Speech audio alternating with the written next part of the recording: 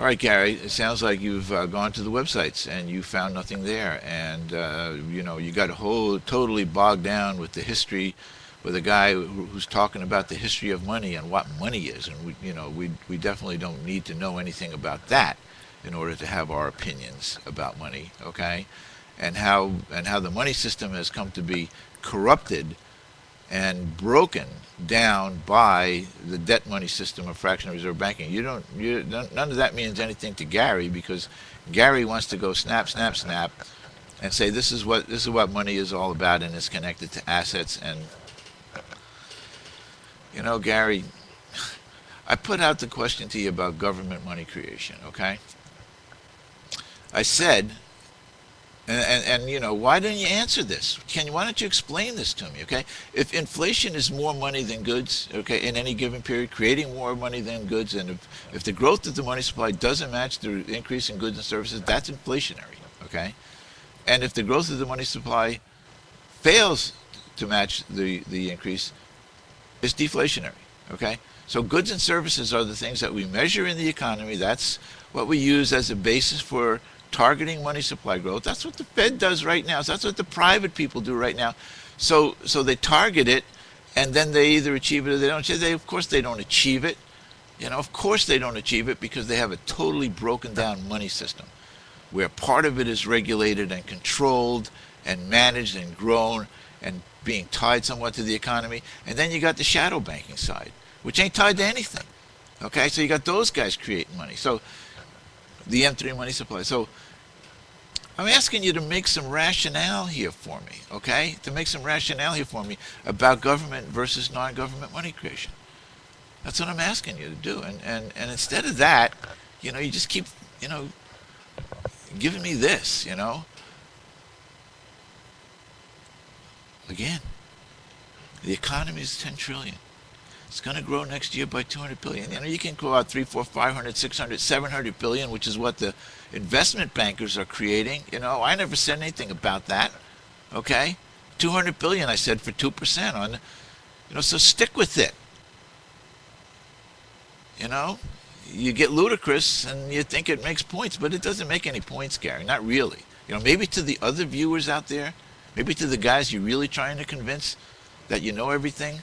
But to me, it says zero. It says zero. $200 billion we need to come into the economy to match the growth that we've determined. However, the fractional reserve bankers do it, however the government does it, however the private bankers do it. Well, that's what we determined. 200 billion needs to come into existence. The government pays 200 billion into existence. Pays it into existence, Gary. Gets deposited in the banks. Okay? It's deposited in the banks. It's real money now. Okay? Now it can get lent out. Now when it gets lent out, it's real money getting lent out. Okay? But its creation, its issuance, has no debt attached to it. Okay?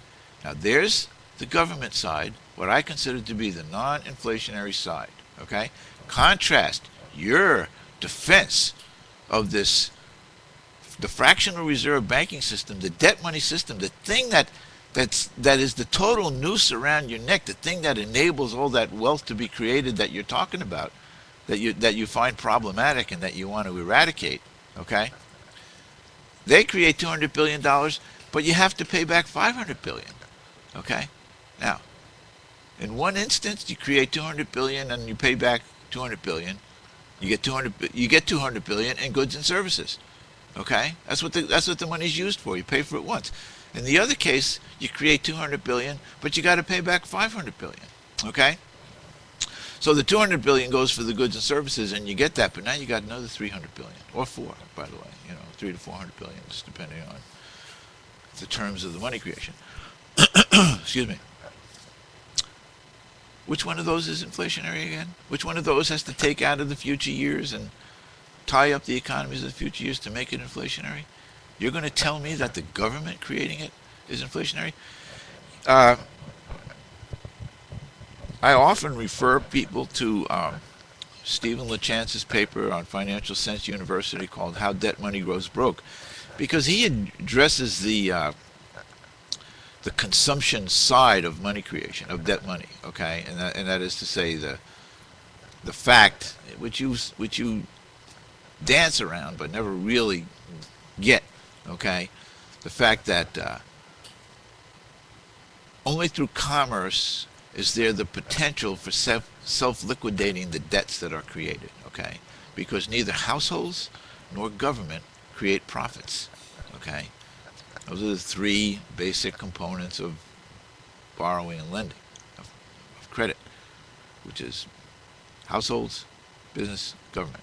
Only business, only commerce, only the commercial side is capable of generating the profits to liquidate the debt. So you have the household, how much is household debt, percentage of the debt?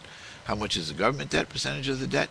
Neither of those two are self-liquidating, okay? Neither of those two are self-liquidating. And since they're not, okay, they have to take money out of the future economy to pay whatever debts they create, okay? Now, the commercial part is only self-liquidating to the degree that it is capable of erasing the debt. So the fact that their commercial debt is growing shows that it's not self-liquidating. It has the potential to be self-liquidating, but it's not. So you have to understand that all the money that is created, out of all the money that is created, 90% of it is non-self-liquidating, okay, non-canceling, okay, and therefore that's what's causing the increase in the debt. How debt money goes broke. Look it up and read it. Now, when I talk about full reserve banking, okay, and I say, now first of all, you have to understand that debt-free money doesn't mean there's no debts, okay? I thought that was clear. Debt-free at issuance. It's issued debt-free. We don't create debts in order to create money. We create money. Okay? Now we deposit money in the bank. Our money's in the bank. It's going to be loaned out. Now, you made a point, and actually it was a really good one, which you said, I don't really need profit on my money. I can put my money in the bank. Well, that's exactly how full reserve banking is going to work. Full reserve banking is going to work at the discretion of the depositor. If the depositor, like you and me, maybe, we put our money in either a credit union or a bank or a commercial bank, and it's on the basis of the fact that it's demand money. I write a check on it. I don't need to get interest on that money, okay? I don't want it to be risk. I'm not going to risk it. On the other hand, I've made a bunch of money, and I've saved a bunch of money. I might be willing to risk that, okay? But it's my money. It's already been created. It's real money. Now I'm going to put that in a savings or an investment bank, okay? And now they're going to pay me now money to have that, and they're going to lend that money out. So lending is still going to take place. The demand, you correctly, again, you're stating the demand is what drives the economy. The demand for that money is going to determine the interest rate, the value of it, okay?